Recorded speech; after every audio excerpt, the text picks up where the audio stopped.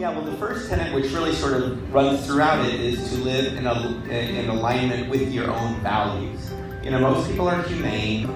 Number two is to have a mindful relationship with other animals. And, you know, studies have shown that this actually improves our lives, lowers stress. It's good for the animals, too.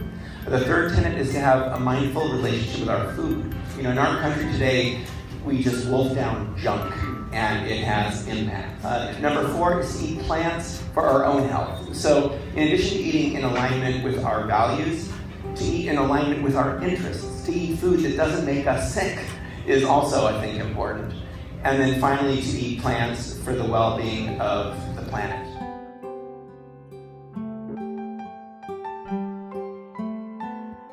Speak to people where they are and encourage people to take steps towards compassionate vegan living.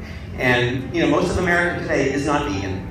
So the idea with the book is to give people concrete things. And so Meatless Mondays is one of the programs we think is very effective. Gets people trying to eat plant-based one day a week. And by doing that, people start developing habits. They start recognizing what they can eat. And the more they learn, the more likely they are to feel comfortable and to continue down that path. You know, another one is to just replace animal foods. Instead of a beef hamburger, a veggie.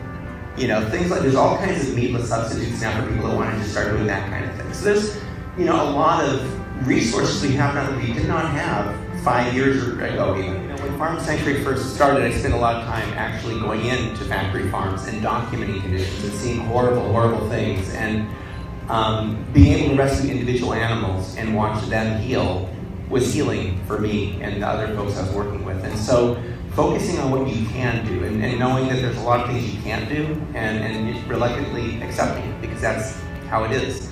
But you do everything you can and then you focus on and dwell in the good things. And it could be small things. Somebody says they're not going to eat veal. That's a small thing, but it's a positive step. And each small step tends to lead to another small step. And these things add up to create enormous change over time.